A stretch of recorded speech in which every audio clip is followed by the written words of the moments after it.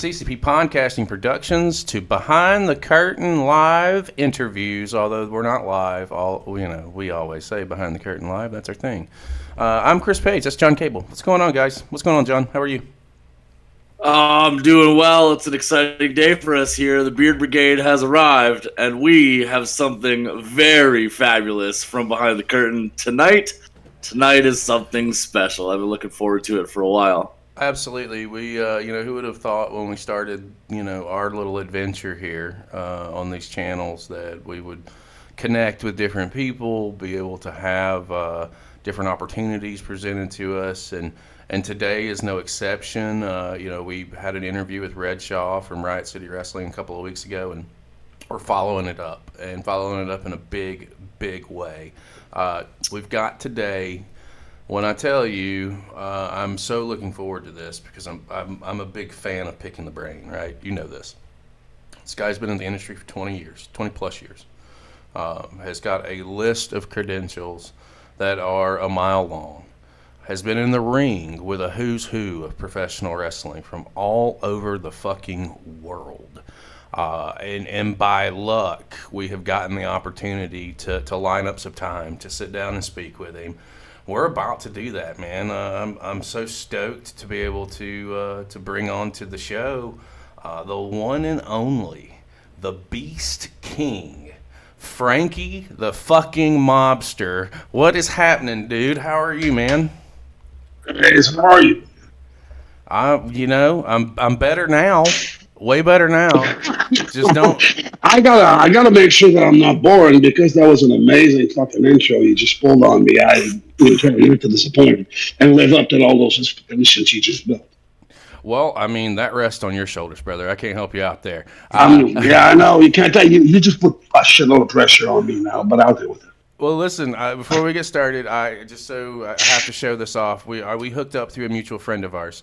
Who does some graphic design for you, does some T-shirt work for you, and we'll talk a lot more about that down the line. But I do need to show off the fact that I am sporting my Mobster gear tonight.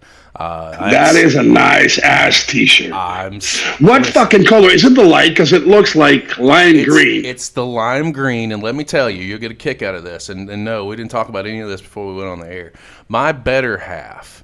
And the designer knows. My better half, when I put this shirt on and it came in the mail, for the first time in 6 years, said, "Damn, you look sexy in that." I haven't been told that in 6 years, so I know that it did something right. It's just Franky getting the sparks running over there. All right. Well, you got to thank Lisa for that because she totally came up with. She's got one of the most creative, artistic minds I think I've ever seen, and it's so much fun to be able to collaborate with someone that has so much talent, and the fact that we have such a great, organic, and just like genuine artistic connection. So much. We nurture the same ideas. We work on them together, but she is just fantastic. And she's improved your sex life. So there's so much to it. There you go, Lisa. If you haven't done that one now, now's the opportunity. Well, there we go. I definitely wanted to point it out that I'm rocking the gear. We got a chance to talk a little bit before we started the show. Yeah. John and I are both been in the industry. Obviously, our tenures in the industry are nowhere near 2 decades that you span, and close to 3 right now. Close to 3. I mean, it's insane, and I'm it is to pick your brain on a lot of different things, and we try and do things on the organic side of the equation, but obviously for our channel and for the sake of this interview, I would have to ask the first cliche question. What the fuck brought you into professional wrestling? What take me back and give me what made you fall in love with it and what made you pursue it? I started watching wrestling when I was a very young man. That's a long time ago. That's why I like telling that story, because the first memory I have of wrestling, I've watched it since I was very young, but the first vivid and photographic memory that I have of it was watching Ricky Steamboat do a leapfrog, and then skin the cat. That's really just the first two images that stick in my mind. What attracted me to it is that I was a very scrawny, skinny ass kid. I've always been very, I want to say, volatile and really like verbal and really loud person, even as a kid. As a scrawny, outgoing guy.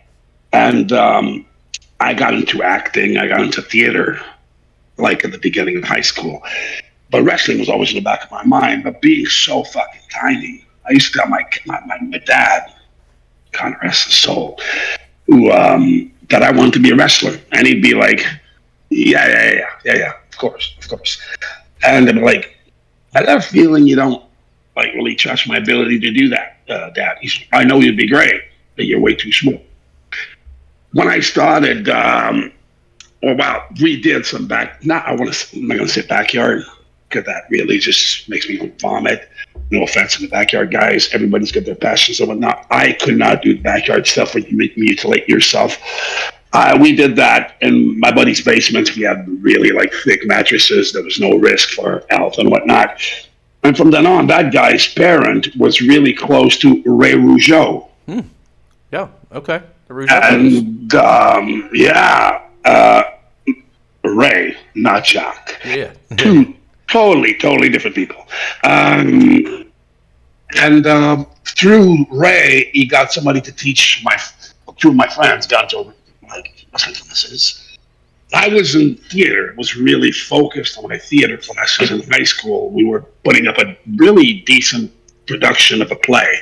It's a French-Canadian, not a French-Canadian, but a French play. And I was really working and digging on finding layers. Was an interesting character.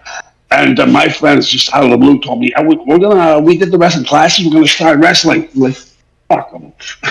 And I couldn't believe it. And I'm like, well, I'm going with you. But you didn't take the class out. So I can do whatever. And it was a tiny little ass boony town in Quebec called Valleyfield. That's in 1996. And I followed them there. Stupidly enough, the day before was a party somewhere, and I got drunk off my fucking ass. Completely, like stupidly and retardedly drunk. And I almost did not make it to the show. They picked me up at my house. They had to carry me to the car to get to the venue. But once I got there was this tiny little ass boxing ring with the ropes tied to actually posts. There were but like the posts that were part of the building structure. And to me, that was like the holy grail. My God, there's a wrestling fucking ring in there. And I had no fucking idea what I was doing. I could interact with the crowd. I like to have a big mouth. That's what I'm mostly known for. My ability to verbally retaliate with opponents and with the paid customers. And that's what I have the most fun with. If you could pay me to be a wrestler and just cut promos, I'd be the happiest guy on fucking earth. But from then on, there's a guy there, Mark the Grizzly, who was working for an old promotion in Montreal called NCW. Always looking out for younger talent. And I was young as shit. I was 16. I was 137 pounds. Oof. That's a couple pounds away from now. And he says, you got potential. I mean, you look like a dying, praying mantis, but you could still do something out of this. And I started training with him. And one thing led to another. I started wrestling regularly for NCW, promotion which is still running right now. And back in 96, Quebec was a really closed market. We didn't have any connections to the Ontario market, to the American market. And it was really like a bunch of people watching it on TV, self-training. And because Quebec used to be a monster territory for wrestling. But everybody like from 70s and 80s had kind of sold towards to Vince. Mm-hmm. And Vince totally ate up the territory. There was only one guy from the old generation running the promotion, whom I later worked with. And they were in total clash with NCW. From then on, I mean, I worked for both these promotions, and it took forever to be able to go to promotions in Ontario, promotions in Toronto. What really got me, I would say, my first out of the province break was a chance to perform for Ron Atchison. Ron Atchison being probably the highest recognized trainer in Ontario, having trained with Big Daddy Siki. He's trained Edge, he's trained Christian, he's trained Gail Kim, he's trained Tracy Brookshaw, he's trained anybody who's made it to WWE from Toronto in the past, or Ontario, I should say, in the past 20 years has been Ron Atchison trained. Beth Phoenix is Ron Atchison alumni. I got to work with them, and from then on, I made friends with a bunch of Ontario guys, and that really helped establish myself. And I was still. Then I went on a tour. I want to say 2000. Was it 2000? Little after 2000, I went on a tour in the Maritimes, and I made a bunch of friends there, and that's where I started to grow. Because I got there and I was maybe 165, 170 at the time. And the average size was like 240, 250, 6'2". And I showed up there looking like a scarecrow. And I really got like training tips from a bunch of the dudes. Because they took a liking to me. They were like, you scrawny little shit, we're gonna make a man out of you. And they were really old school. They didn't beat me up because I wouldn't stand for it. You know, that old school mentality, where the veterans beat the fuck out of. Not anymore. But back in the day, you had to beat respect into the kids. That never been done to me because as big as people were, I wouldn't take it. If they started beating me up, I would give it right back, which probably led me to his multiple near-death experiences. But I never got to let anybody step on my toes and step on my head. That being said, then I started to train very, very seriously. A ridiculous amount of foods, but beyond ridiculous amount of foods, because I have a very fast metabolism. Gaining size for me is extremely difficult. Not so much nowadays, being older and the system slows down.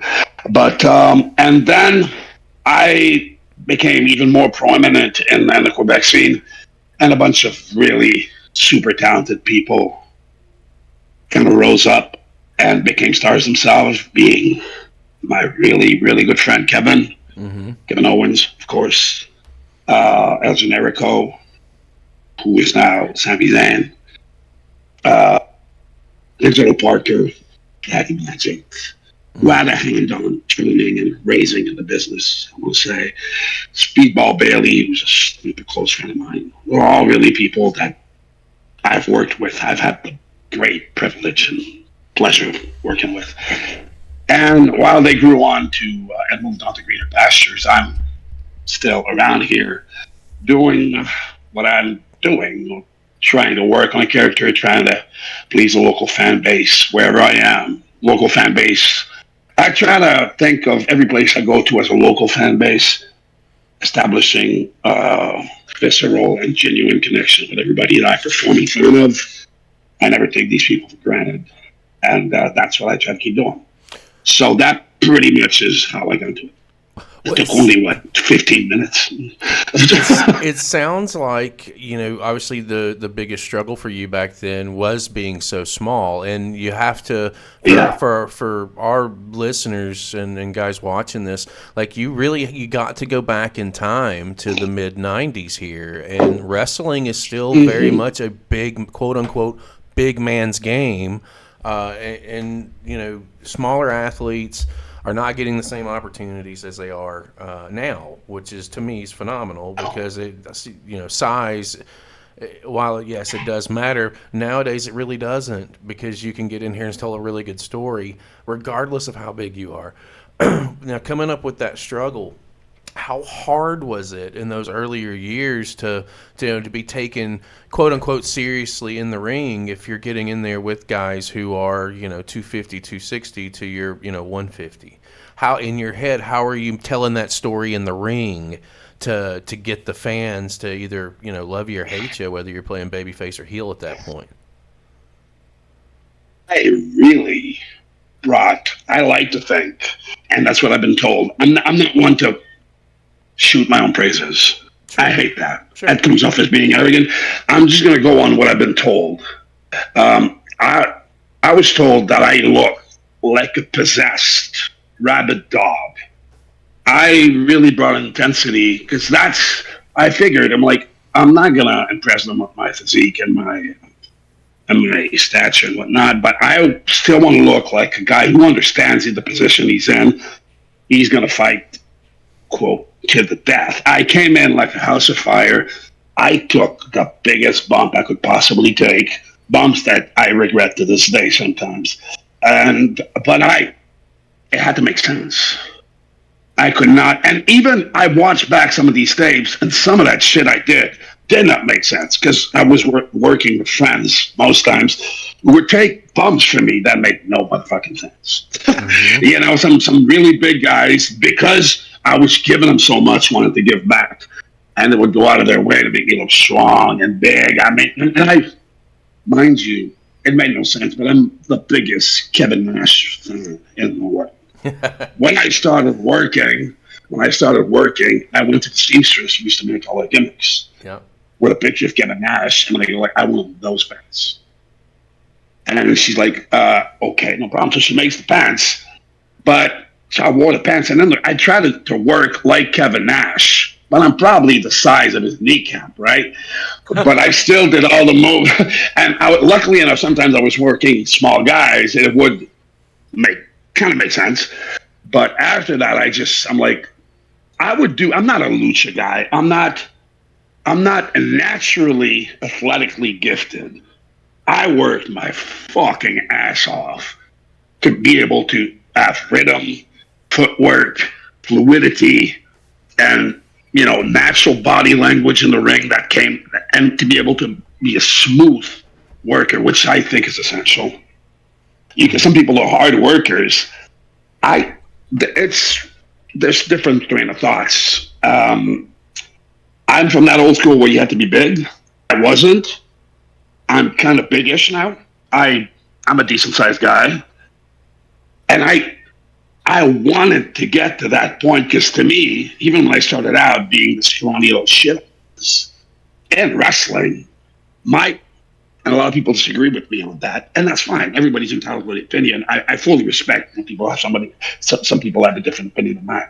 But to me, a wrestler steps outside his fucking house, is walking the street, passes by a total fucking stranger.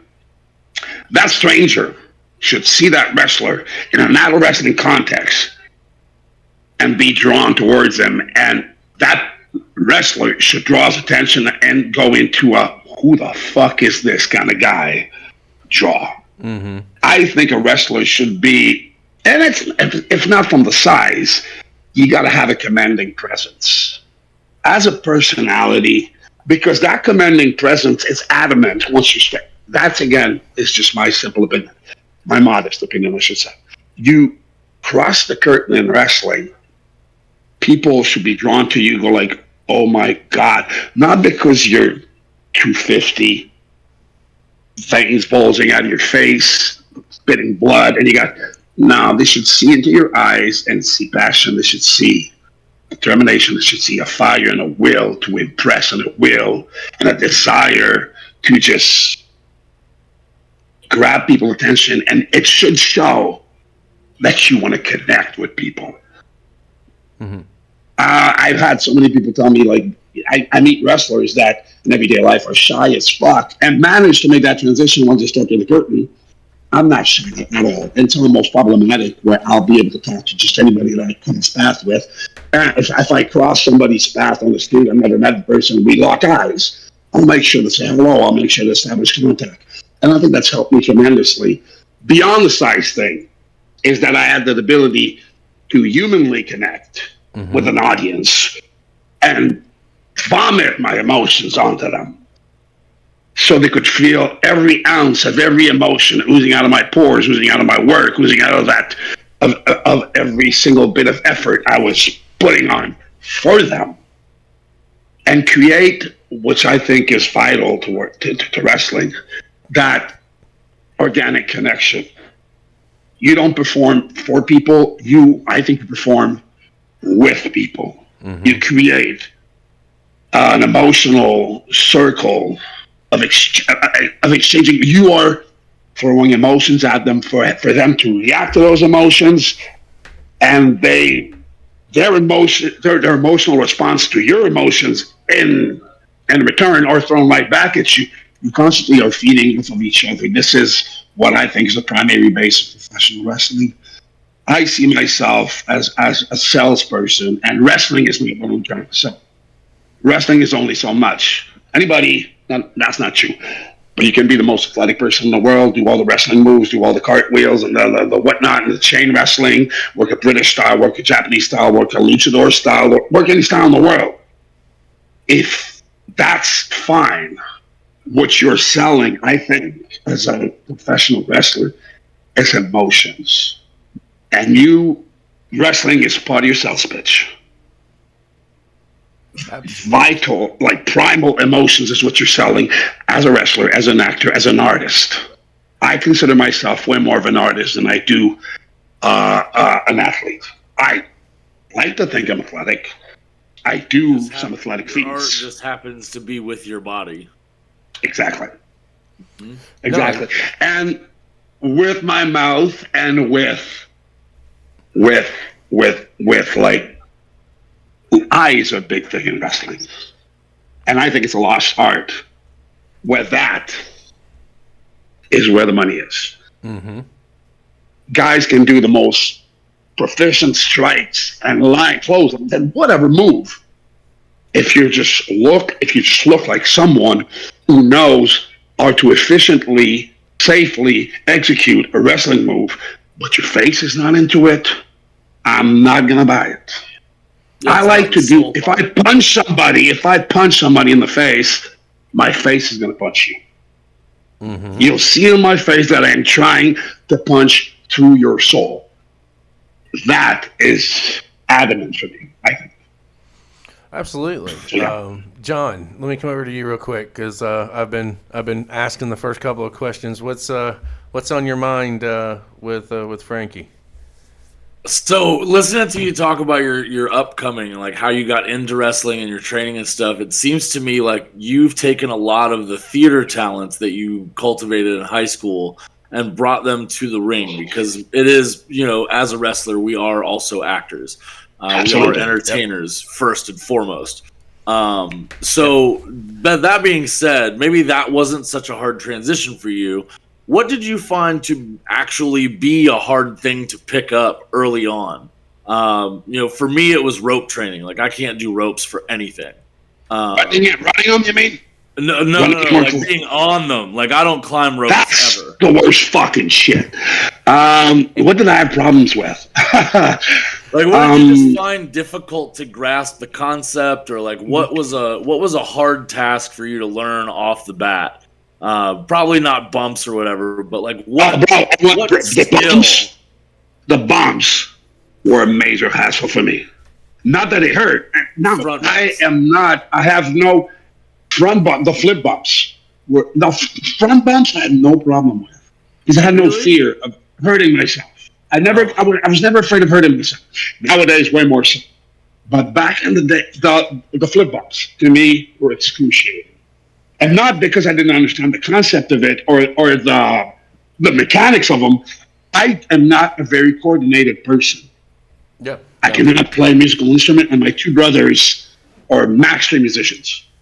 I can barely clap my fucking hands without missing a beat. and they could do everything. And my brothers decided to wrestle, they'd be on TV, and they'd have championships. But the mechanical aspects, the footwork, and I to this day, I'm a terrible chain wrestler. I tried to do what I know I can do proficiently in a nice aesthetical way. If I'm not sure about something, I just won't do it, or I won't take a chance of making it look weak, unprepared, or untrained. There are some things I couldn't, to this day, I can't get a hold of. Chain wrestling is a terrible thing for me. And I love watching some great, beautifully done chain wrestling. I'm not good at it. And that it's still to this day something very difficult. The climbing on the ropes, when I was younger, was not a problem. Now I've had a fair load of concussions. I've gotten heavier, and I have a problem with my ears. I got a busted eardrum 15, 20 years ago. It just exploded. It was an accident. But the balance is completely off. If I'm on the rope for superplex or whatnot, I'll do like top rope rounds now. Sometimes. But I got to do it with somebody I trust. Because I did it once with a smaller dude, and I asked him if he was comfortable with it. He said, yeah, you're going to catch me, bro, right? And he never grabbed a hold of my head, my legs, I should say. I landed square on my fucking head. Yeah, because I'm not a fluid and coordinate person. If somebody, there's a timing thing where when I go back and they grab my legs, where the rotation does itself by itself. When I do it this way, because that's the way I'm used to doing it. Some people can backflip like they're taking steps on the streets. I tried a moonsault. I tried a bunch of things. One of my very first girlfriends when I was in the business used to be an acrobat for the Cirque du Soleil. And she worked with me on the backflips. And she said it was a lost cause. To this day, I can't backflip. I can't backflip to save my life. And the rolls, fucking rolls. I can't roll for shit. It makes sense. Everybody rolls. Everybody fucking rolls. I can't. I'm terrible. I'm not a roller. It makes sense then, though, watching your matches, that you stick to the power moves and you really let your strength shine as your primary, especially now. That makes a lot of sense. And it makes a lot of sense, too, with the coordination effort. You said early on, like, you were not a very coordinated person, and that absolutely plays into the footwork and the rolls and the chaining. All that stuff takes rhythm, and if you don't have that, brother, that is going to be a really tough road. And I tried so much. There's some things I picked up on. Like, if I'm with friends and we go clubbing and whatnot, but not that I do that anymore, but when I did, you would not ever see me on the dance floor unless I was completely wasted. And I would make a fool of myself because then I'm so light, right? I cannot dance. I got no rhythm. I got no vibe. Music will be playing. I'll be 2 steps behind on every beat, and I'm like, I look like a rusty robot who's got like a short circuit. It makes no sense. So yeah, it's always been a problem. But like I said, I do the power moves. There are a lot of moves that I can do because I've worked really hard on them that I will only do when it makes sense. If I'm working with a guy smaller than me, there's no point for me, I think, from a logical standpoint, to have to go on the rope if I can just pick him up or throw him or punch him in the face. Why would I go to the top rope? Why can't I just ground and pound him and put him down? If I'm working a bigger guy than me, those are chances I'll have to take because I can't necessarily pull all my moves on him. That goes to the full ring psychology of opponents and matches and stuff like that. When you first started taking bookings and stuff, when maybe even like a little later in your career, when you started calling matches on your own, like when you're in the ring and you're leading the match, what was your first primary goal coming up with like how a match should flow and what you were doing? And what you were doing in the ring for the match to get the story told that you wanted to tell out of it. What was your thought process? It probably still is. What's your take on how to build that match in the ring and how to get the story across the way you want it to be? I make sure like balance is my primary concern. Balance in the way that sometimes I've been asked to do squash matches. I can't do those. They're boring. I can understand from a business standpoint. I'm not on TV on a weekly show trying to establish characters. You'll be running from promotion to promotion. Local talent that barely make a penny out of this or in this for the passion of it, the love of it, and you're asked to just beat the fuck out of them. Mm-hmm. And there's going to be a show the month after where people won't remember necessarily what the match was about, but the guy just got beat up.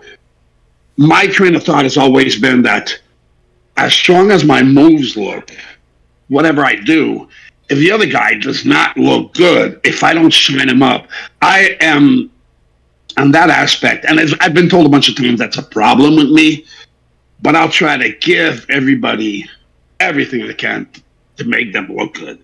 It's not everybody's concern in the business, but it is a primary one for me. Yeah, it's very important for me. And even to this day, when I work with really small guys, I'm going to feed them a ludicrous amount of things. And they'll get healed on by promoters and whatnot. It's important for me that people get attached to both the protagonist and the antagonist in the match. Yeah, whether it's towards negative. Exactly. That's the oldest of old school mentality. Just Vader was only as bad. Luke Skywalker was only as good as Vader was. Clarice Starling was only as powerful of a cop as Hannibal Lecter was. Hannibal Lecter's that character is a major influence on me, especially more the Mads Mikkelsen version of the TV series. It was just sheer brilliance. I've always based my wrestling philosophy on, I want to say, more movie storytelling arches. Mm-hmm. And the friend that it comes back to the same thing more or less. But to me, like I said earlier, emotions are the primary thing I'm trying to establish. And that's why I try to plan the least possible, because I want to feed of the emotions. Obviously, you'll plan your finishing sequences. You want to put the guy's primary moveset over as you want to put yours over as well. Right. And sometimes I like to, there's some guys, like you work with Speedball Bailey, I just sit back and let him book everything. Because he's just a genius. If I were working with Speedball, the only thing I'm not taking is those kicks, homie. That's not, nope. I'm not interested at all. But he can take it easy. But he's such a good friend of mine. We had a match, which to this day is my best match ever. Nice. We had a match in a bar in Montreal, a decently sized crowd, and those like repetitive kicks that he does. Yeah. Mm-hmm.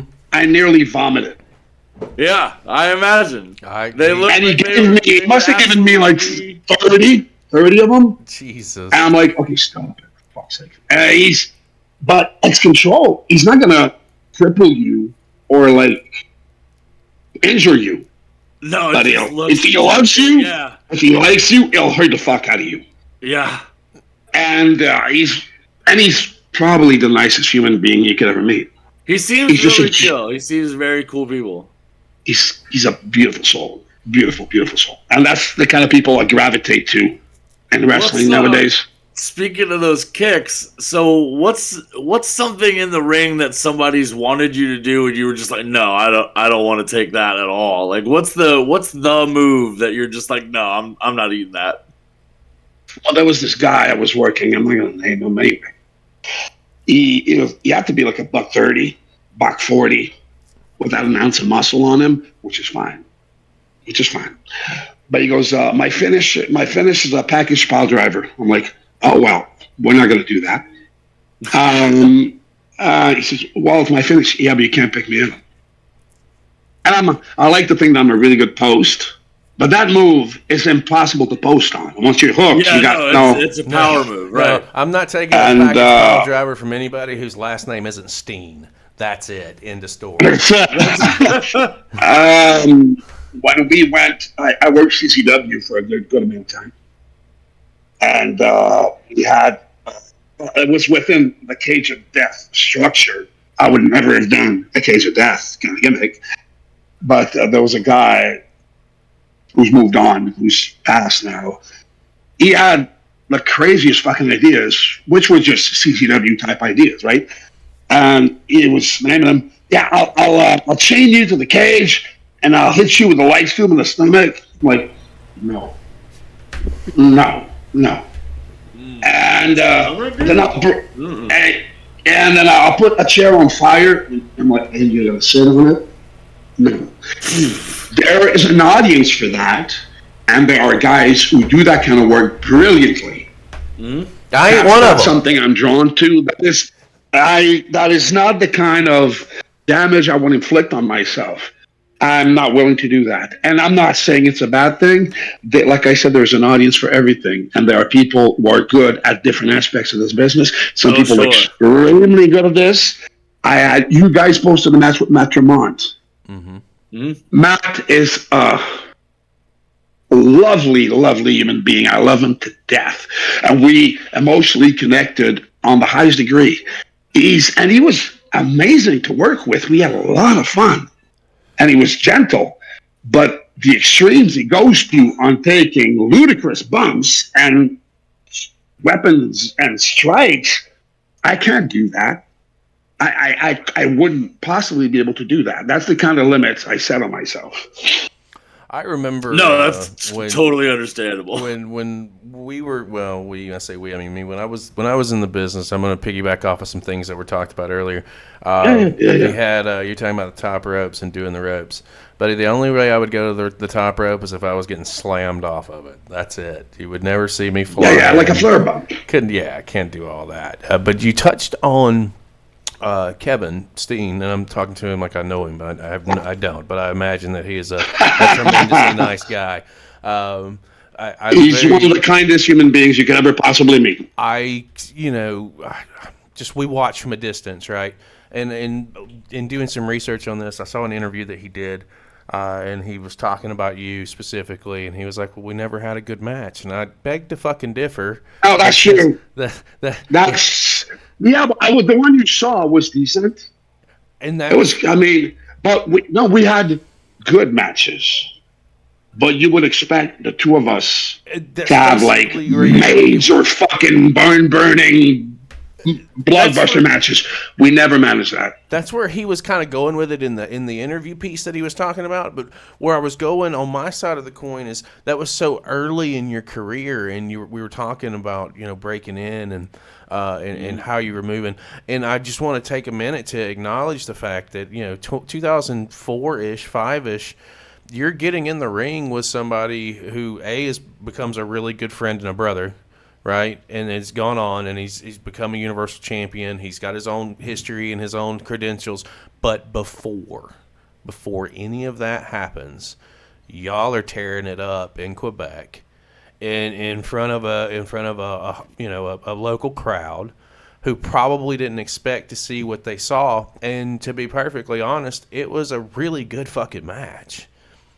For my standards, looking at it, I'll be honest with you, I didn't watch all of it. Mm-hmm. And what's disappointing is that matches from that era were not properly filmed. It's technology, right? The cameras were not all that great, and we didn't have high production values. Sure, but the work is what we're now. But you want to see the work. But I'd rather, if it was closer to the ring, you'd see more work. Like I was so hell-bent, especially working with Kevin, on emotions. And like if you look at me from afar, I should say, I'm sorry, so French in me. You guys are aware that I'm totally French, right? Sure. Yep. 100% francophone québécois, cabane à sucre. Did you get that? No, okay. What you said. You probably just told me to fuck off. I don't know. No. I just said I was 100% French, Canadian, Québécois, Sugar Shack, and maple syrup. Oh, hey. And poutine, whatever.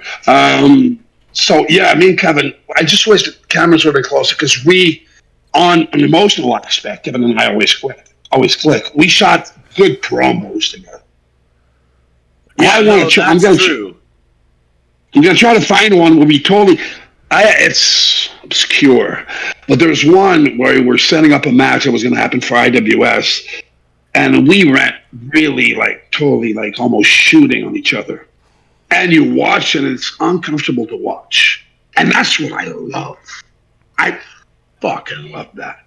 When you shoot a promo and makes people uneasy, or you're having a match or an interaction with someone and it fucks them up and they feel like they got to pull back a bit because they're too involved.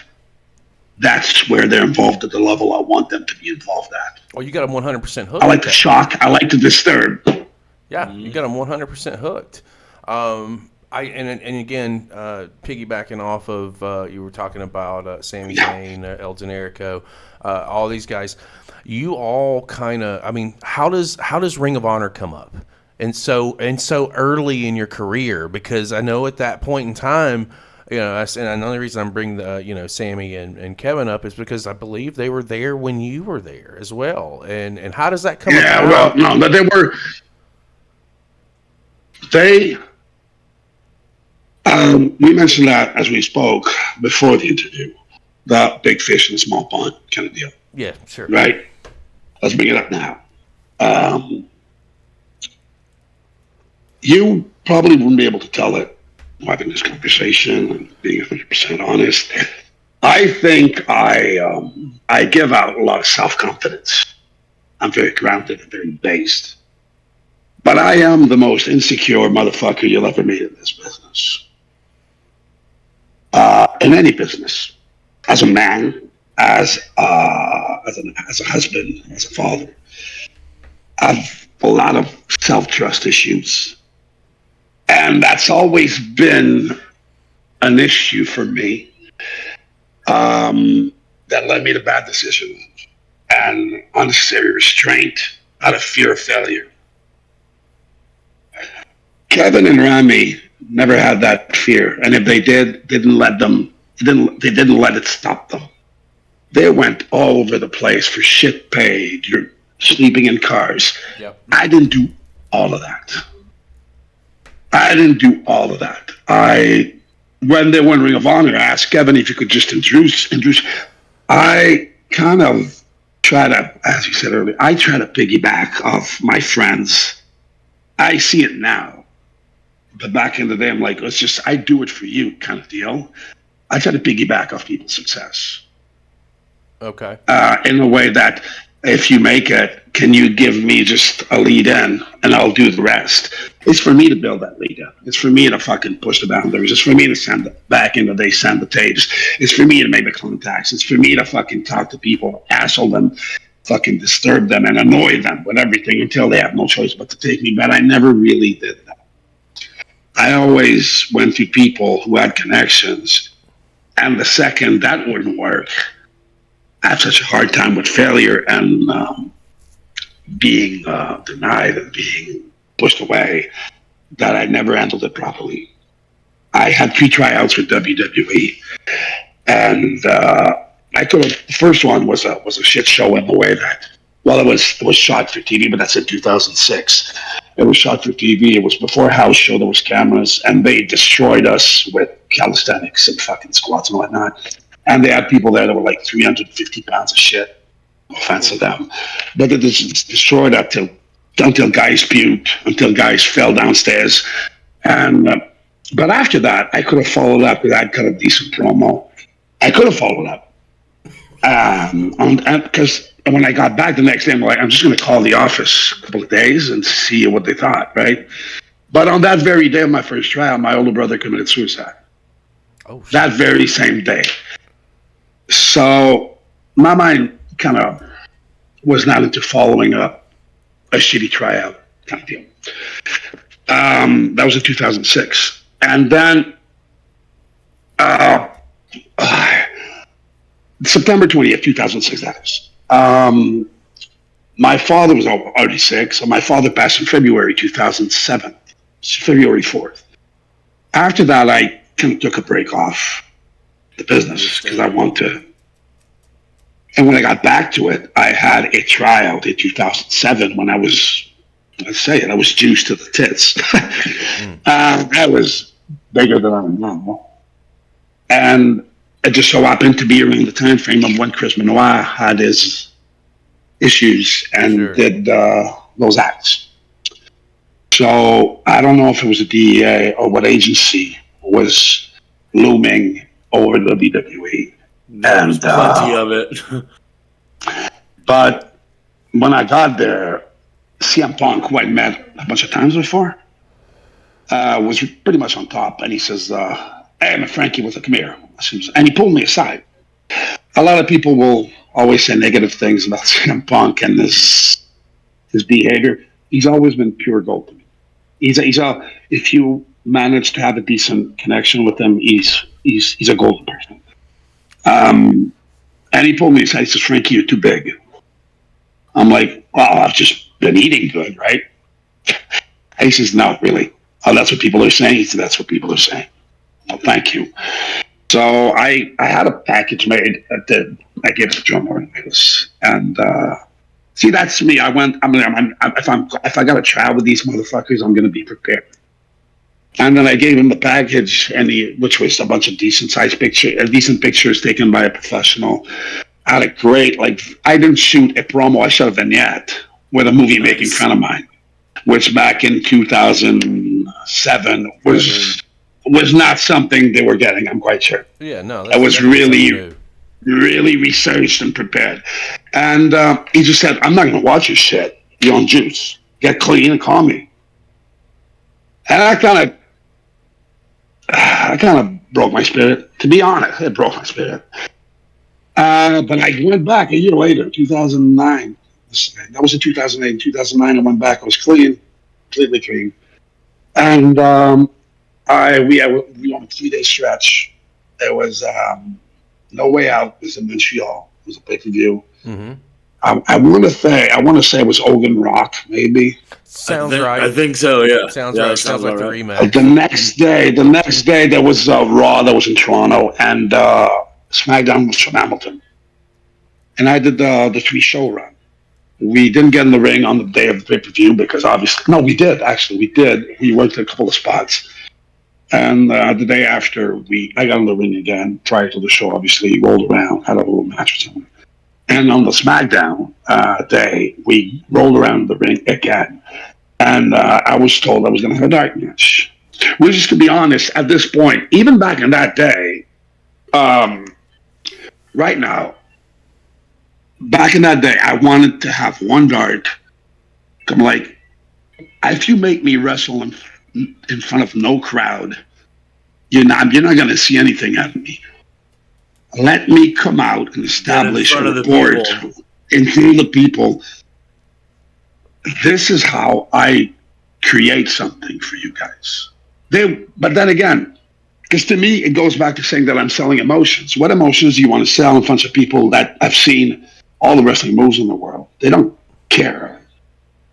Right? But so it was me and the local Toronto guys against Funaki and Jesse, which was Terry Gordy's son. Okay. And 7 minutes, 8 minutes, we're all good. We run the match. I'm like, finally. And Billy Kidman was our agent. He was extremely nice. He goes, "I've seen you work. Pull back on the emotion and the charisma, please." What do you mean? He just, that's my bread and butter. Right. He says, "Yeah, but lower it down a bit," because I guess Jesse and Funaki were not the most colored and extravagant people. I'm like, yeah, okay, no problem. Bro, no problem you at all. just handcuffed. But fuck it. If I was just going to fuck it, the second I would have crossed the curtain, it would have been an explosion, and I would have made them look like $1 million, but I would have been the only one you would have seen. But 8 minutes before the match, Jamie Noble goes to Billy Kidman. Billy Kidman just comes over to me and says, "It's not going to be you. They're changing." I'm literally 7 minutes away from having finally a match. And what do you want to say? What the fuck? You can't say shit. Thank you. Okay, well, thanks for the inspiration. That was in 2009. And like I said, the fear of failure, that destroyed me, to be honest. I guess I'm too sensitive or too insecure to handle that kind of. Well, I mean, we all are, right? I think it's safe to say, when you get into professional wrestling, we're all insecure about something within our lives, and being in front of that camera, creating that connection, drawing that emotion, that fills that void. Like that, and I think the same can be said for any kind of situation like this, not just professional wrestling. I think it could be for any kind of major deal, whether it's an actor or being a musician or whatever. We're filling a void in some form or fashion. So I can completely see that, and I can also see where you're 5 or 6 minutes away from finally getting this break. This is what you've been waiting for. This is what you've been working for. It was beyond a break for me. It was that dream of being back in 96, 2000, 13 years prior, being a skinny ass runt and being told you'd never be in WWE and you never get a chance to even perform for them, and being 20 feet away from the curtain that makes that dream possible, and being told you're not crossing that curtain. That pretty much destroyed me. I spoke with Jamie Noble afterwards, and I asked him, Jamie, would you be so kind as to explain to me what I'm going to do? Because I'd like not to repeat that mistake in the future if I have the chance to prove myself here again. He says, you ain't done nothing wrong, man. Isn't that your cats? What do you mean? Your cats fucked you. I'm like, you don't like my cats? No, they're super nice, and you got a great fucking look, and you can work your ass off. I'm like, right. So, in what way is that a problem? But see, that's the it's the superficial nature of the business. Like that's what that is to me. That's what it sounds like, right? Like, let me explain to you exactly what he said. He says, well, we're not investing in you right now, and we got to protect the people we're investing in. I'm like, meaning?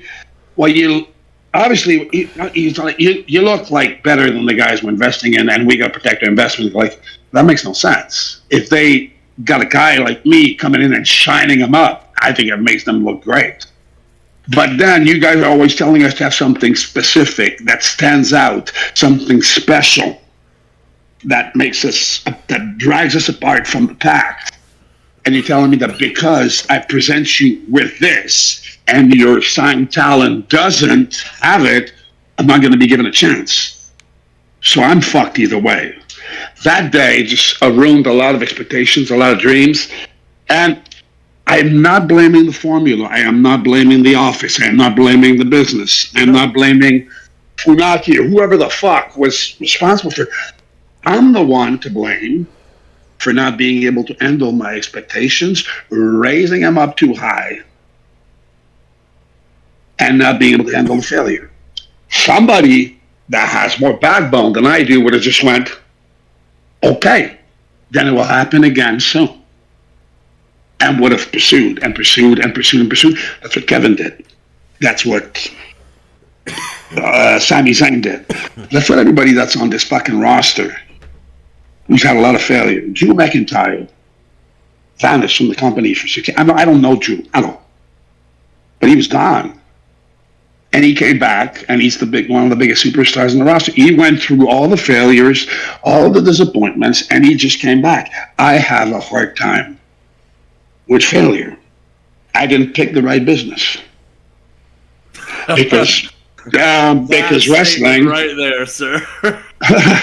And I do a lot of movie work. Well, not a lot, but I do movie work and TV work back home. I've worked on American productions as well. I am blessed with those opportunities. I am lucky. I've done great films. I've done terrible films too. But I mean, I've done great TV shows back home in Quebec. But then again, the auditioning process, just as the tryouts may be, are fucking heartbreaking. To me, not the process itself is not heartbreaking, but to me, in that process, it breaks my fucking heart, because every time you go there, everybody tells me, do that fucking audition and forget about it. Don't think about it anymore. But if I've got a feeling that I had a great audition and I don't have any news after them, like, what was wrong? You might have the best audition. You might come, especially nowadays, it's the pain in the ass audition for movie and TV work, because it's all done through self-tape. Mm-hmm. Right. Self-tape being that they send you the audition, they send you the lines, they send you a very brief description of the character, a very brief description of the intentions you have to bring in the scene. You analyze it to the best of your knowledge, to the best of your abilities, to the best of your understanding, and you work on it, and you rehearse, you fucking work your fucking ass off to be on point. Then you shoot it. with the best camera possible, with the best people possible, who read it back to you with the same intention, same emotion, same understanding that you have. And you watch it and you're like, this is good. It might be great. It might be amazing. But you got to take a guess. You got nobody from production telling you, great fucking vibe on it, but this is not what we wanted. You can't know. As if you go for auditions back in the day, you give them all you got. They go like, that's great. Try it this way. Production wants it this way. Nowadays, it's a flipping of a coin. You either got it or you don't. It's a pain. It's a very heartbreaking and insecure business for a very insecure. There's a great quote about that. And it says that you can make no mistakes and still fail in life. And that is a thing, man. And it is really difficult to get through, and a lot of people really struggle with that. So going from these obvious failures, you've still managed to create a career for yourself. How did you transition from shooting for the WWE into building the career that you have? What was the catalyst for you to just focus on yourself and your market and do the best thing that you could do in the pond that you were in? Well, if you're going to do something, that's a passion for you. Just fucking give it your all. And as terrible as I might feel, as disappointed as I may be, if I go to a show and there's 200, 300, 500, 600, 25 fucking people, these people should not have to be concerned about your state of mind. They invest their hard-earned money, and they invest, most importantly, their emotions and their feelings, and they try to establish a connection to you. They respect you, they invest in you financially, emotionally, and psychologically. You should be able, you should concentrate on these people. Obviously, you want to make money off of it. And I do. I'm not making a living off wrestling, but I am making fairly respectable pay wages. But if I'm wrestling and people are there to watch me, they're my primary concern. Anybody that's been to a show with me, I take great pride in that. If there's like surveys or whatever on social media, I don't want people to go like, who's the best chain wrestler? Who's the most? If there's a survey on social media, go like, who's the nicest wrestler you've ever met? I like men and pick them up. That's extremely fucking important for me. That's my payoff, because after the shows, hey, kids, when they see the Beast Gang character drooling blood, like veins bulging out of his traps and his neck and his face with the war paints and the snake moving around. I used to come out with a noose. They're terrified. As they should be, because that's my point, right? That's what I'm trying to do. But at the end of the show, when everything's settled and done, that kid comes over, he's got a new friend. Because that kid allowed me to play with his emotions. And when I get back, I want him to feel secured that he had an experience that he'll be able to repeat after that. But once that experience is over with, we're cool. It's that connection. A lot of people accuse me of breaking kayfabe. I don't give a fuck. Kayfabe's fucking dead. Well, it's been kayfabe has been dead for some time now. Yeah. Mind you, if I'm at a show, you'll never see me at merch before I come out to do my match. That little initial connection and vibe that I get through the curtain, I think is destroyed once you show the. And obviously, it's the same crowd, but I want to keep that vibe. Like there are the expectations of the monster to come out. I want to kill it with smiles and hugs prior to his appearance. After that, once the beast has been banged and all the energy that I've had to give has been given, I can show love. I have a question for you about that. So, as John and I were able to, the Spotlight episode, as it's available, Guys, you should already have watched it if you're watching this interview because it's been out a week ahead of time. So I'm gonna need for you all to get with the program. Yeah, you should have fucking watched it, asshole. Yeah, the transition from the Franky the Mobster younger, Yeah. right, to the Beast King, like what and I'm obviously, when you said earlier one of your major influences was the Hannibal Lecter character, like now I see a whole lot of that and it makes a whole lot more sense. But what led you to the transition of characters from as again in the show that we've already aired on the channel, you're in there with the Dudley Boys, and you got it's definitely not modern day Beast King. So No, not where at all. does It's that the clean transition cut come guy. in? Like what happened? Yeah, where's that transition come in? Well, there's a major promotion in Quebec where you guys showed the match between me and Kevin at EWR, right? Yes. Those owners sold, and then NSPW was created, which I would say is probably the biggest promotion in Quebec right now. They run bi-monthly shows, and they bring in names. They just had Ali Riddle's going to be there, and they got a great production values. I want to go back, maybe I want to say 8 to 9 years. I can't recall. I'm terrible with dates. I was working there like every fucking show as Frankie, as the explosive, hyperactive, coked up babyface, right? And they wanted me to turn, which is fine. I love being a heel, but like I don't want to be a heel Frankie. Like I've been complacent with this character, and I like a drastic fucking change. And Frankie is so established. It was hard to make him a heel. I can work as a heel, but if you bring that level of intensity, some people will always cheer for it.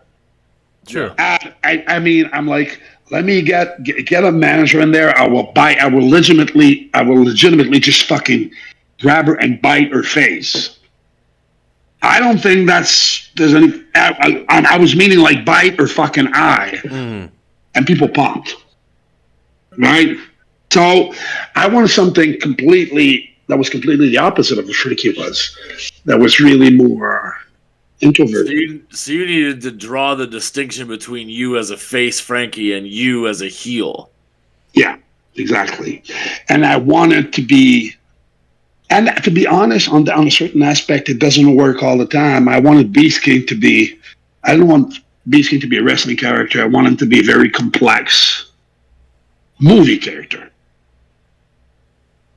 But it doesn't work in wrestling unless you're on TV weekly and you can establish the reasoning of this character, of said character.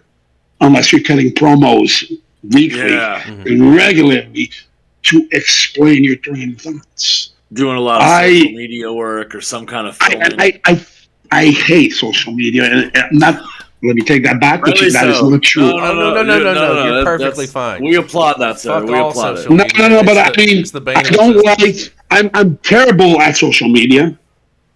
I'm terrible at it. That's okay.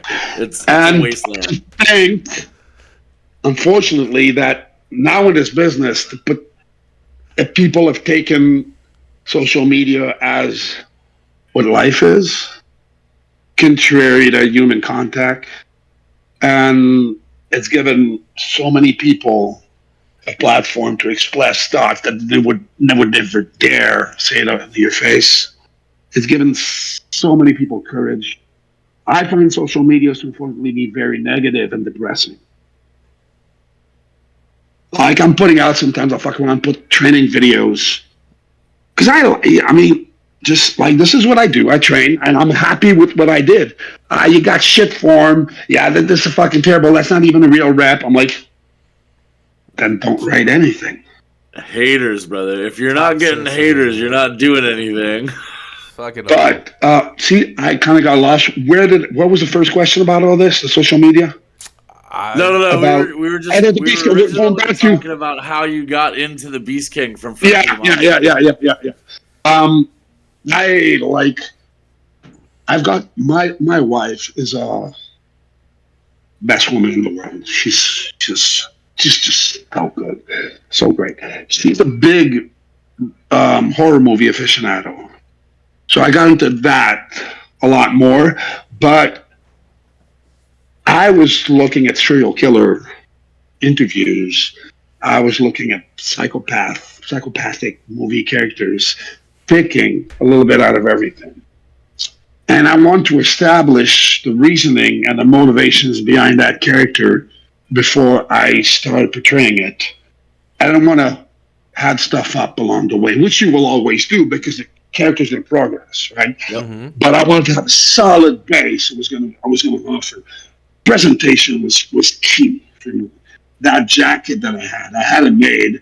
I'm not a rich man, fuck no, but it cost me a pretty penny. I had the gauntlets and the special thing which I got from a gothic store. I wanted the snake. I wanted the face paint. I had the face paint along the way.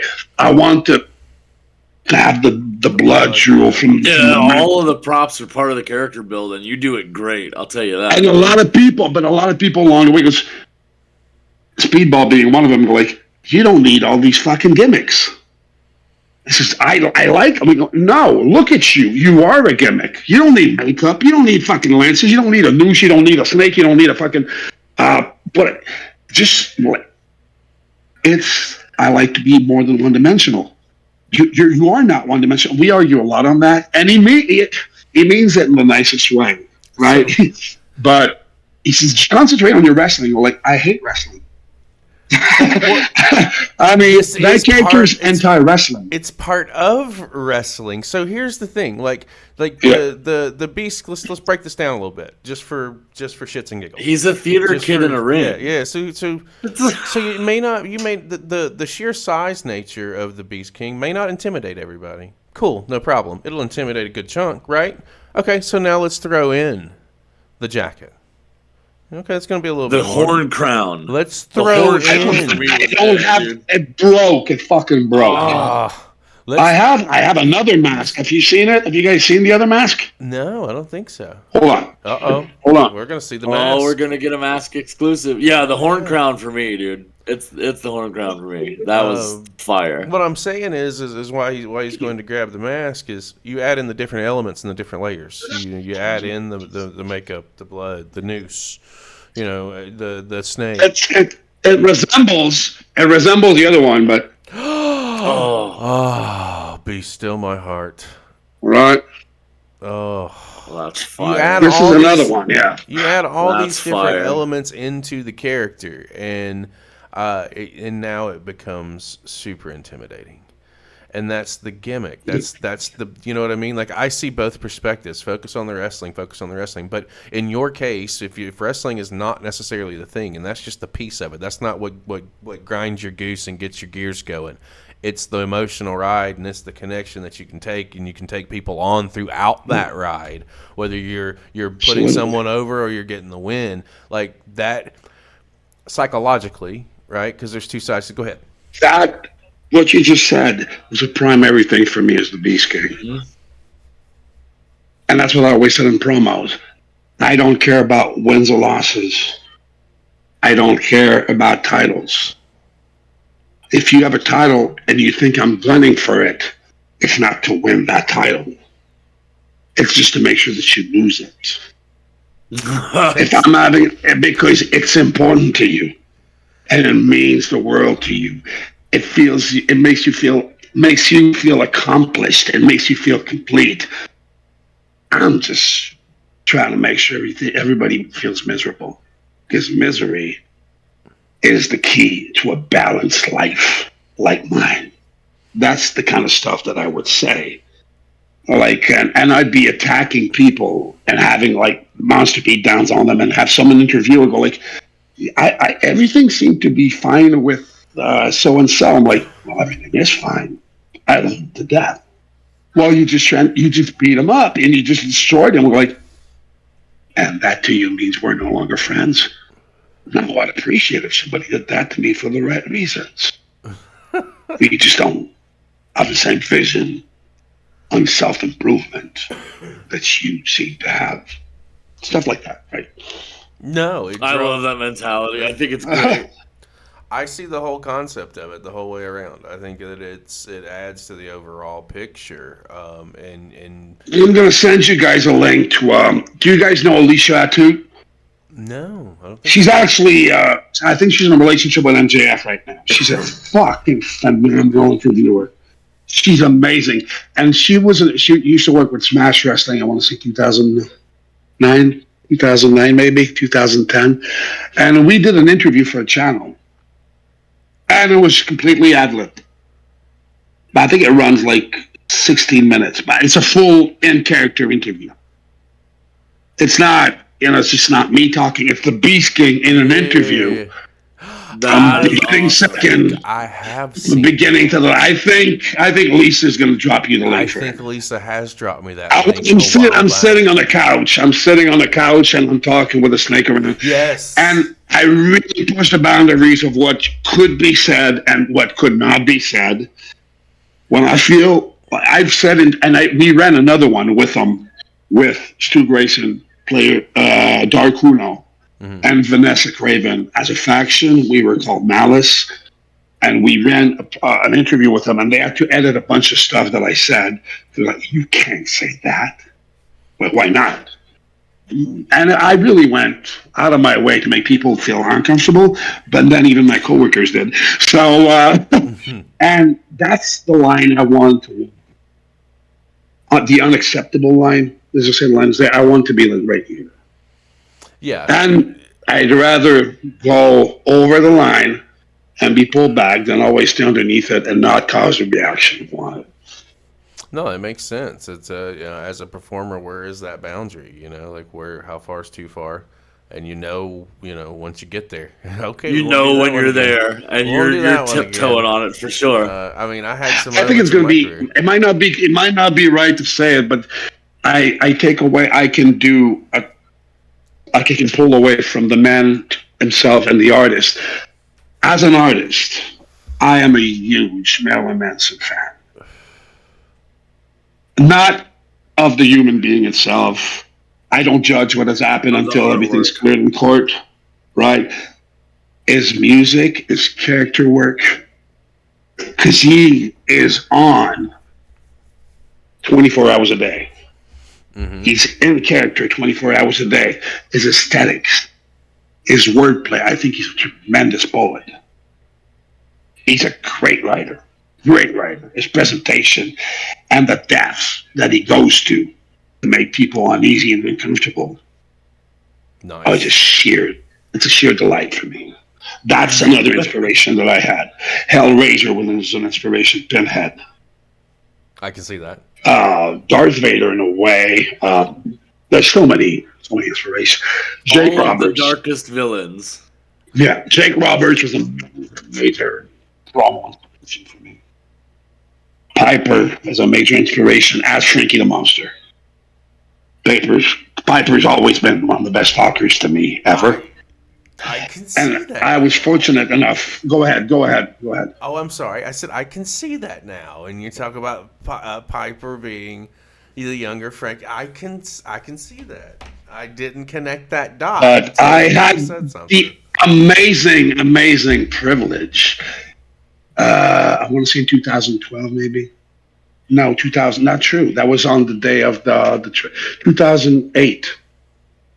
Couple of days after the tryout, where I was told I was too big and whatnot. Mm-hmm. We ran a show in Montreal that was ran by Sylvain Grenier of La Resistance. Mm-hmm. Piper was on the show. And just being able to share a locker room with him was just, this world is for me.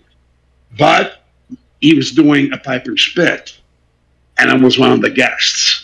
Oh, nice. And everybody was going over, can we talk about this and this and this? Piper's like, yeah, Piper's not going to rehearse anything with you. What the fuck is the other man? He says, then what do you want to do? Like, I don't know, Roddy. Do you mind if we just call it out there? Like, that's what I like. Yeah. And we just, I'll see what comes out. And I have zero fear that you will have a problem following it up. You're like, let's have fun. So we did. We cut a promo, and when we got back, we're like, was that okay with you? Did you have fun? And Piper said that. He looked me straight in the eye. You want to tell me why the fuck you're not on TV? And to me, that's one of the highest blessings you can get. Oh, that's And I'm thinking, and my mind races because I'm insecure. Like, does he say this just to make me feel good about myself? And he looks at me, like, I can see your mind racing. I mean every fucking word. Why the fuck would I say that if I didn't mean it? That's what he says. Like, well, I got nothing to gain out of telling you bullshit. You're fucking out of this world.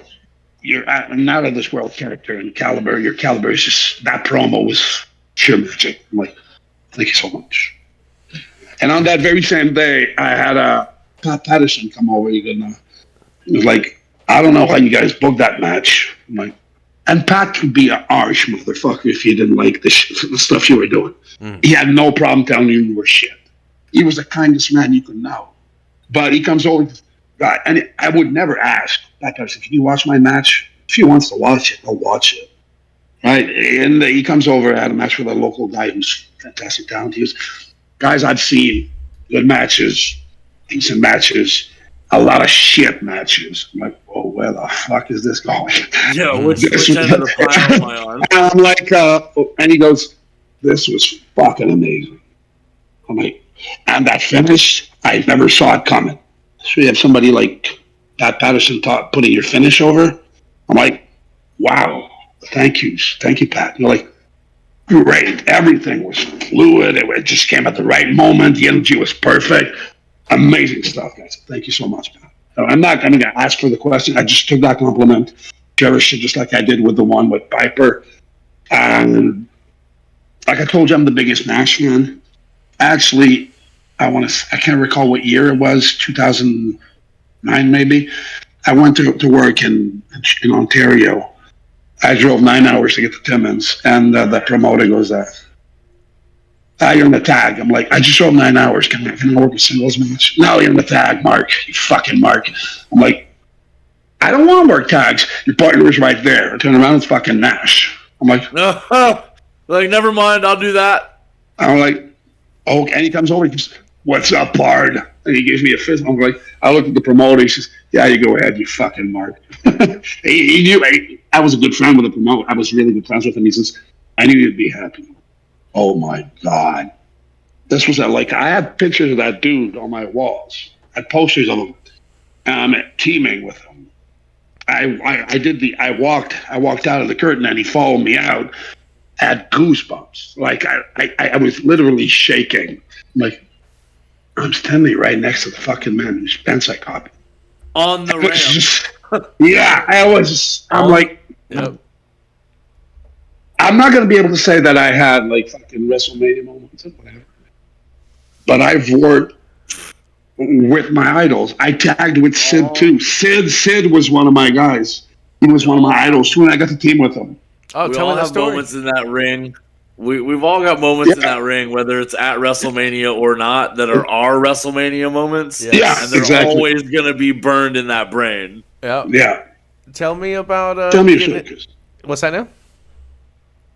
Did you say you wanted to say a story? No, yeah, give me the Sid story.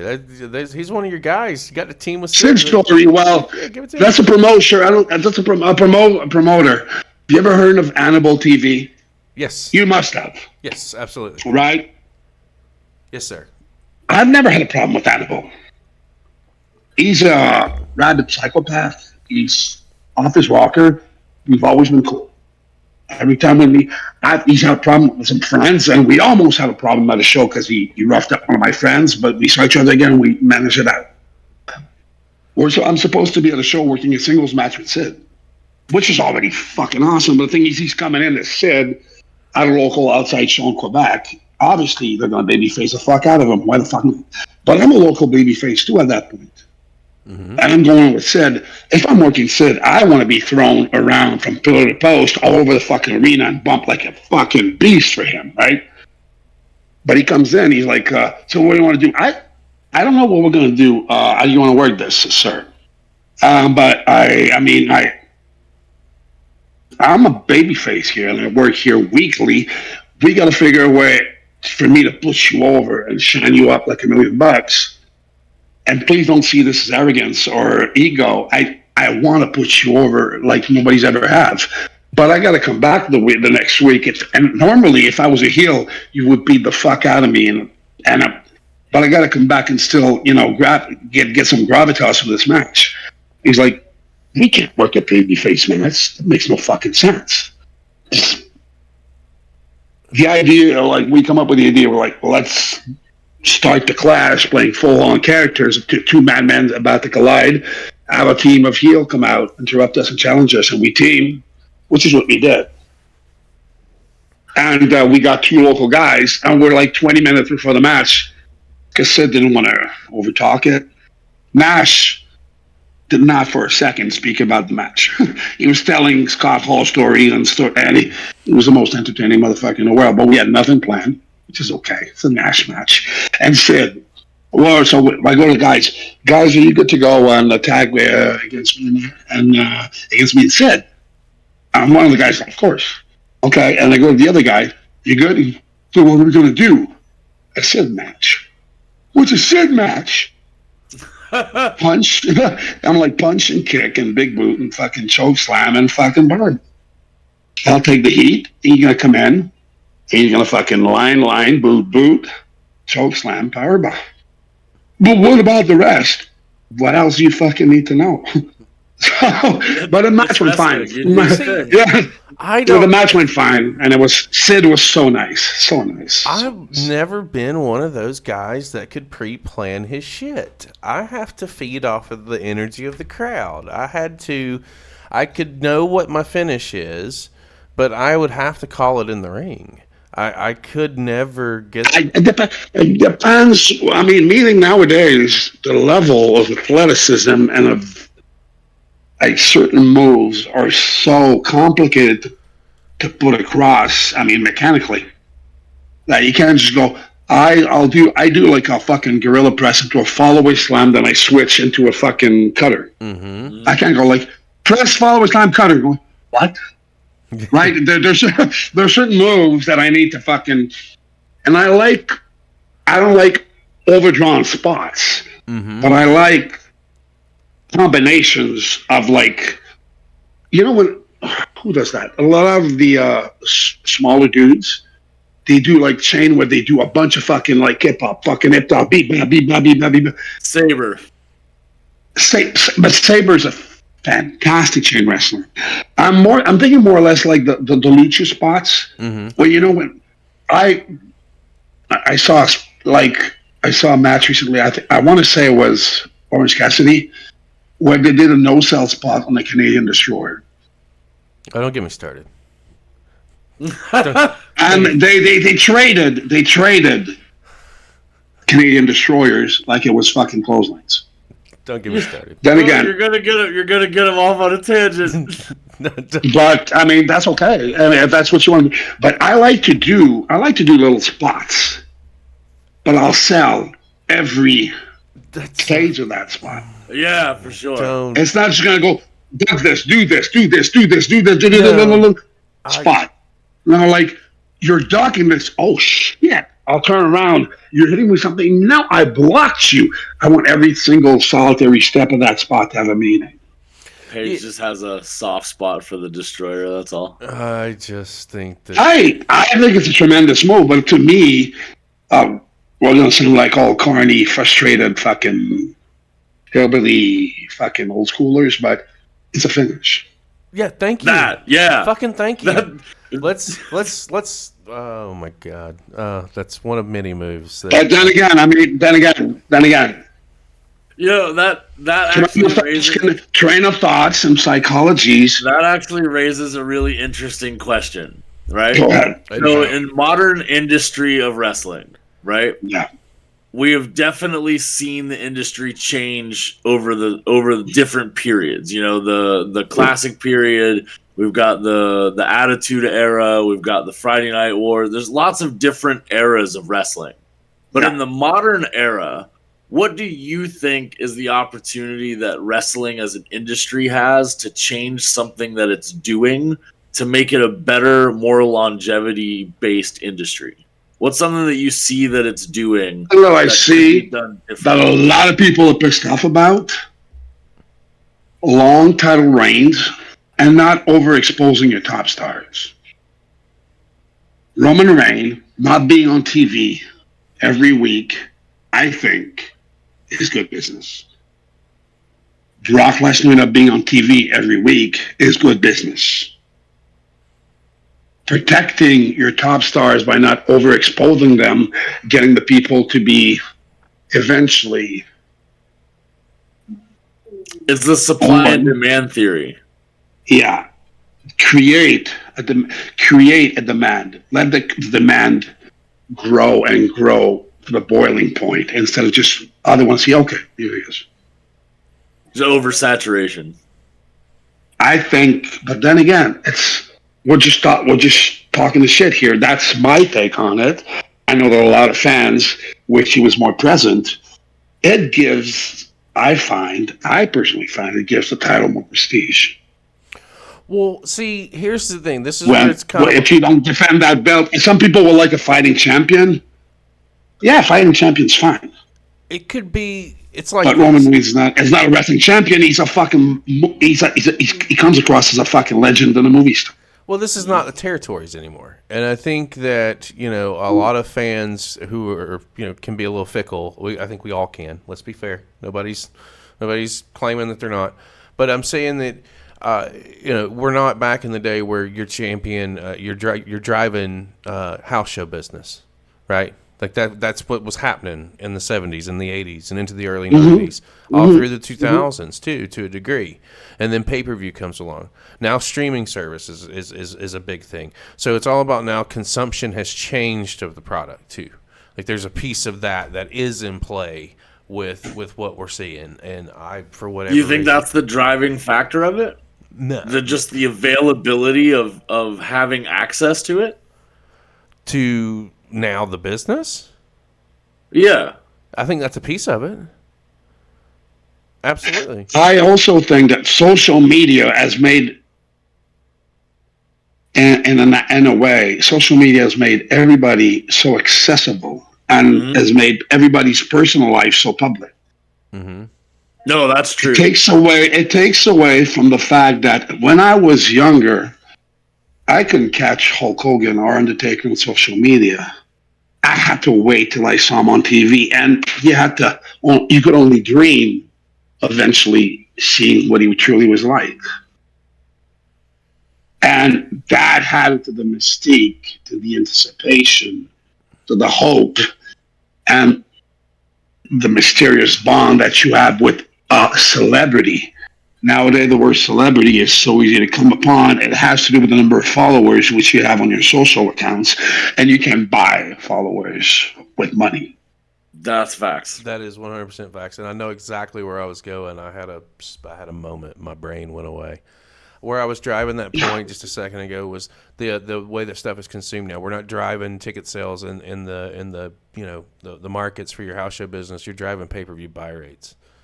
So if you're champion, going back to what you were saying, with a champion not being present, but being present, when it matters, and when it matters is that gate at the pay-per-view, at the premium live event, at the stadium, the draws to the network. If we're talking WWE specific, if we're not, the draws everywhere else. And I guarantee you that if you put numbers up with any major promotion, I'm willing to bet you their streaming numbers outweigh their actual pay-per-view buys when they're running on multiple platforms.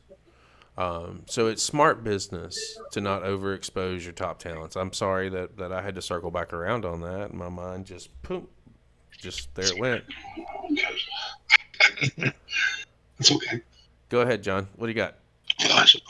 No, I think that's a very valid point, and I think that's something that the bookers in a lot of the big shows always don't take into consideration when they're looking at how they book shows and how they utilize the roster that they have. And I think that we've talked about this on the channel a billion times. There isn't a major promotion right now that I think has booking 100% under control, and that they really fully understand what the industry should be doing. And I think that's a detriment to the business. But it does bring us to where the market is with indies where we're seeing this massive resurgence of independent wrestling become more mainstream. Absolutely. And it gives people like you, obviously, opportunities that they might not have had 20 years ago to build these major promotions in little markets. True, but guys like me, well, me per se, I'm too old to aspire to create something. I am old. I am physically old. There's always a way to work behind the curtain, to work on the table, to work on a mic, to share your I would not. knowledge. Yeah, I don't want to do that. If I'm in a promotion, I want to be talent. Which I can Like right now, the only thing, to be honest with you, the only thing I would hope for is getting just, and I've told a bunch of guys that on TV, friends of mine, I just want one fucking TV match for all these years to mean something. That would be a way to close the book for me. That's your having done all of this. It's just, am I going to get it? I don't know. I'm pushing for it. I'm talking to people. You do realize that TV is not what TV used to be, and you are already doing those things. You're already being seen on the internet, and that's where TV is now. I know, but I'm an old school guy. I want to be able. I want to be like I'm doing TV. I want to be able to say that I'm doing TV. And I appreciate that. It's corny as fuck, but I'm going to say that I am working TV. And as a carny, I appreciate it. Yeah, no. But it's the opportunities that the things that you are doing have won you accolades even very recently. You just walked away with a bunch of awards. That's my connection to the crowd. I mean, but if I want to, it's egotistical. It's egotistical. It's self-centered. That's part of the business, for me. That comes with the for me, I want to fucking say that I had a TV match with a major promotion. That's what I need. Which I get. I 100% as an artist for this entire journey to mean something to me and to end positively. I need this in my book. Well, I need this in my book in a personal way. I feel that 100% because at this point, you've been in the business 30 years, right? Like 30, you've given your body 28. We can round up. You know what I mean? Or 28. I don't know. I don't disrespect anybody out there by any means. My body right now is beat up. I have a shoulder that has been problematic for me for close to 8 months. My knees are buckling under me. Well, that's from being stupid in the gym and all the driving and whatnot. But I'm not going to complain about my knees. You started wrestling, you forget your knees. But that's only application. Yeah. Do you have a tight relationship with your kneecaps? You do. This might not be the industry for you, sir. They're gone. I have water in both my knees. My cartilage is fucking close to gone. That my right arm has been a problem, and because I'm compensating in the past couple of months, I've done a bunch of micro tears. My pec is it's still going. It's still attached, but there's a hole in it. Oh, I feel it. And I might eventually I can barely lift anymore. I mean, I'm going to the gym daily, but I can't go heavy, which is not necessary at this point. But there's a few exercises. If I'm doing flat bench, I can barely lift like a plate. But I can shoulder press 3 plates, which makes no sense because the shoulder's supposed to be fun, but whatever. The wear and tear on me is, I know, and the thing is, there's a lot of, it's an ego thing as well. It's been 28 years. I have, as you said, I really appreciate you mentioning so that I've created something for people and I've been recognized for it. I take this to heart. It means a lot. But I think I've expected I've brought people to expect a certain level of professionalism and of performance from me. With all the wear and tear and pain and injuries adding up, I never want to cross that curtain and bring less than what they're expecting of me. That really is important for me. I don't want people to fucking, oh man, no, Frankie, slow down. I never want them to say that. I think Consider it ego. Consider it whatever the fuck you want to consider. No. It's not ego. I think that's 100% just you have an expectation of what you bring to the ring, and you want your level to be at that or nothing, and that's to be commended. I appreciate that and respect that 100%. Yeah, no, that's. I have had breathing issues for a couple months. I got asthma. I've always had asthma, and as you can tell from my voice, I'm a smoker, which is the dumbest fucking thing you can ever do, right? And right now I haven't smoked in close to an hour and 40 minutes, and that's a pretty long fucking period. So, but whatever. I'm having a hard time with my asthma. And I had my nose broken 15 years ago, and it's been giving me major problems as well because it's constantly jammed up, and that put pressure on my ears. A month and a half ago, my left ear, the eardrum that was broken, reopened and popped again and started bleeding. Oof. Of sheer pressure from the sinuses being filled up. And I'm going to have to get the old fucking people gimmicks in my ears because I can barely hear anything. And it's so annoying to the people around me. Because people go like, hey, what? I'm totally like stone cold. Going stone cold. What? The amount of times I can say what in a day aggravates me. And I would not want to be in their position because everybody. And my son will be going, let's do this and that. And I go, what did you say? They do this and that. What? Fuck! He loses his mind. I go like, you're deaf. I know. Speak up. We say this in a way that's funny.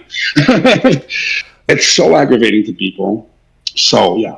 Let me ask you this, because, again, thinking almost 30 years in the business, and you've been in the ring with a list of who's who. Truly, you have. The resume speaks for itself. Luckily enough, I've really been blessed.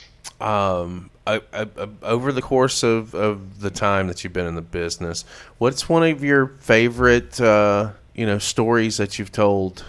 Whether it be on television or on the indie circuit. In ring? You mean in ring or backstage stuff? In ring. Okay. Yeah. What's for you? Like, if you had to sit back and think about it and say, "All right, this was a really good story. This was a really good angle. Whether it was on weekly television or whether it was working the circuit on a house show loop." I want to say the most artistically fulfilling storyline I've ever been a part of. That would part. be the Malice faction with Stu Grayson, Evil Uno, and Vanessa Craven. Artistically speaking, every part of it made sense. This is where the Beast King character shined at its brightest, and because we were such tight friends, it had a Four Horsemen kind of vibe where we did not need to speak. Everything just flowed. We went in the ring. We didn't have to go over who was doing what to who. Everything was so, again, with that word, organic, natural, easy. And everybody we've had the chance to work with fed off of that. And they knew we would give them everything they needed to do.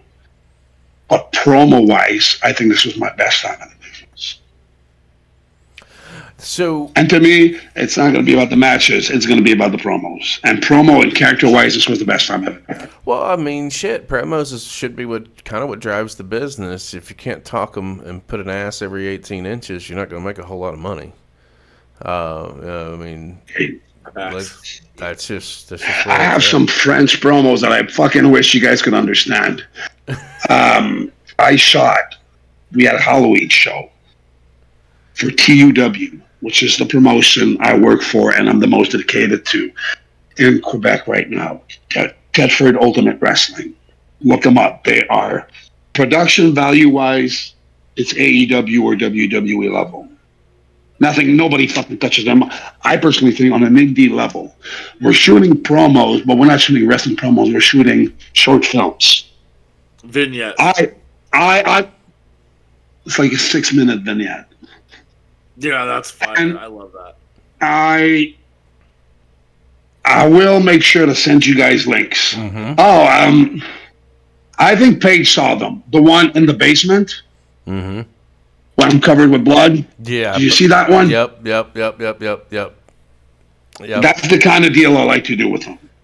Man. It has to feel. It has to look like movies. They make it look like movies. Do you think after your career that'll be your transition to do film work? I've done film work. I'm doing film work. But I mean, like on your own. Like, is that what you want to do? Yeah. I can't tell you what it is, but I just got booked for a decent role in a major Netflix series.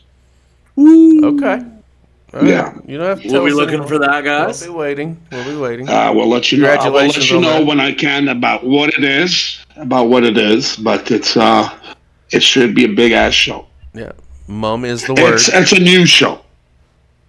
It's a new show, and it's going to be a big ass show. Okay.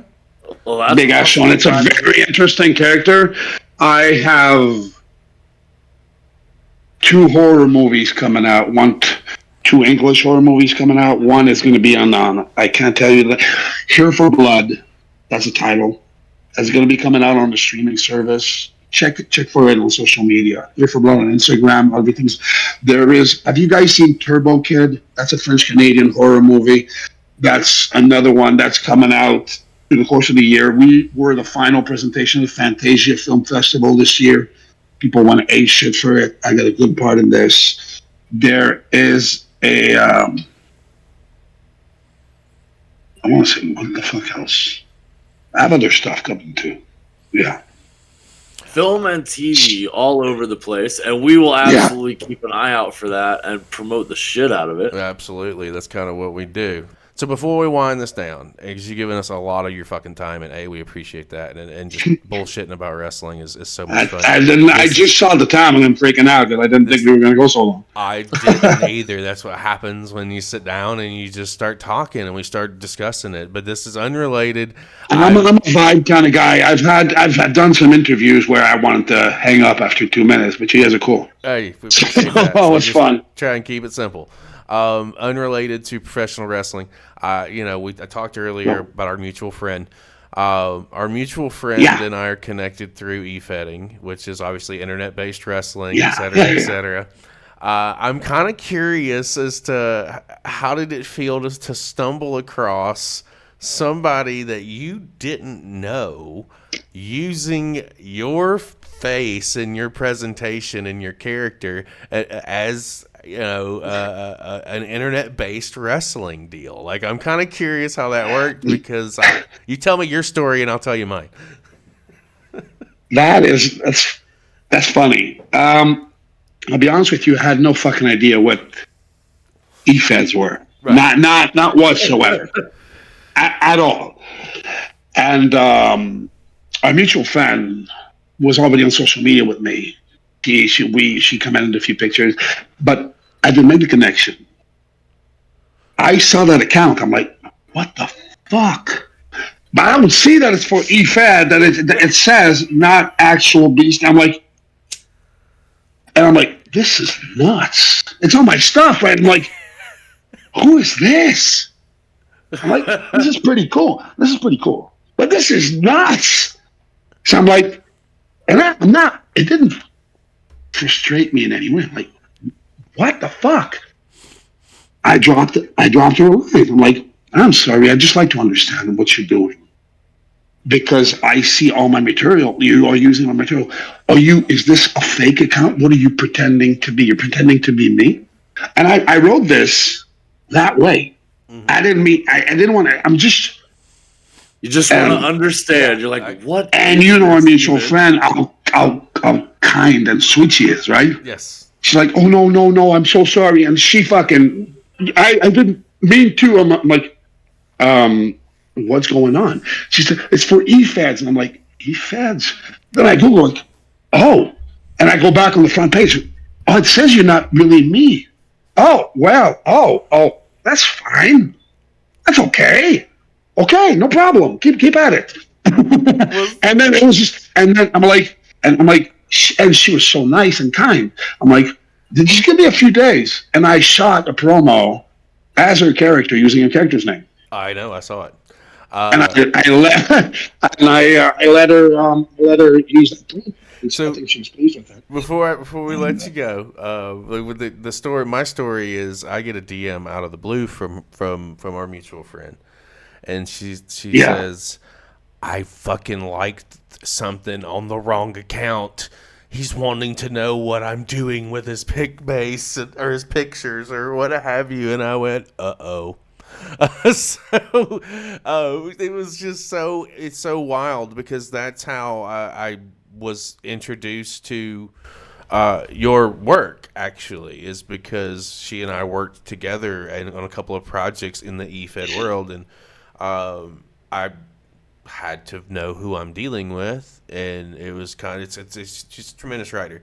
And I say all that to say, too, to circle back around, the man that you've been talking to, John Cable, what makes this funny for us on our side of the coin is I actually run one of these feds, and John's character is John Cable, and he is taking on Enigma.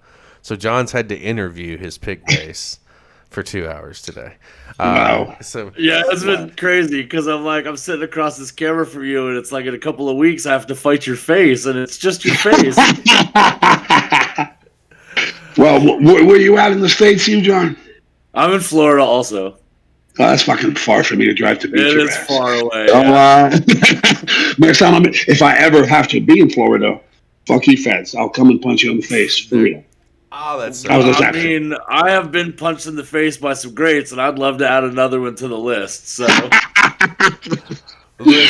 Oh, bro. Now, well, we have to meet. If I'm not in Florida, I'll give you guys a call. Yeah, I look gotta us go. up. Definitely. Definitely look us up. We'll make sure you're taken care of, man. Listen, we appreciate it. I know we know you got to get out of here. You've given us 2 hours, Nice. brother. It's been a blast to sit down and talk to you about your career and talk about. Yeah, it was your amazing experience and talking to you too, guys. getting your insights, man. That's what it's all about. John, do you want to say your goodbyes? it's been a pleasure, sir. We are happy to have had you today. Diving into the passion of the industry that we have. This is what we do here. We share our passion for wrestling with our I fans. feel your passion oozing out of your pores in every one of your words. Oh, So Well, that's why it was so easy to talk to you guys. I'm so glad to hear that. You bestow my heart with all the compliments. And I do appreciate you being here. All of the fans appreciate you taking the time out to talk to us. You guys do go down below in the links. You will find the merch store, his promo work, some of the match stuff. We've got all the stuff down below. He's got a lot of TV stuff, some movies coming out. We'll be doing those out on Twitter and promoting the work that he's got going on. Do not miss a beat. Go down below, follow us to the Discord, get behind the curtain with us so you never miss the new stuff, just like this, we've got coming out all the time. It has been a pleasure, sir, and I'm glad to have had you on the show with us. Thank you so much, everyone. You got anything you want to say, Mr. Beast King, before we tie a bow on it? But it was amazing. It was amazing. It was so easy. Ah, man. There were some conversations with people that make it uncomfortable. They don't make me want to open up. Huh? And you would know about uncomfortable conversations. Yeah, because I like to put people in bad positions. But people just asking you questions. You're like, oh, I've had those questions before. Like, what is your favorite wrestling move? No. I'm like, oh, fuck. I want to pick your brain. I want to know what makes you tick. I want to know what makes the character tick. Somebody just goes, what's the diameter of the ring rope? I would just tell them. Well, it has definitely been. I tell them I run them and measure them. Yeah, it's 3 steps side to side. What do you want? Yep. Well, So, guys, I really might. And you know what? My phone's about to fucking die. It's got like 3% left battery. yeah, well, we'll tie a bow on it.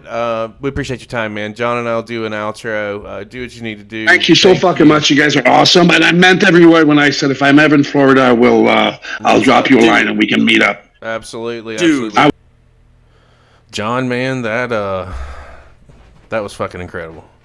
Franky the Mobster, the Beast King. What a tremendous interview. What are your final thoughts on everything that we talked about with Franky? Oh, well, man, it was an absolutely amazing interview. I had a great time spending time with him on here, and I'm glad that he had the time to spend with us. You know, it's interesting always to get the feelings and thoughts of guys that work in the ring about the industry, and to find out how they ended up getting there, and to share their story with all of us.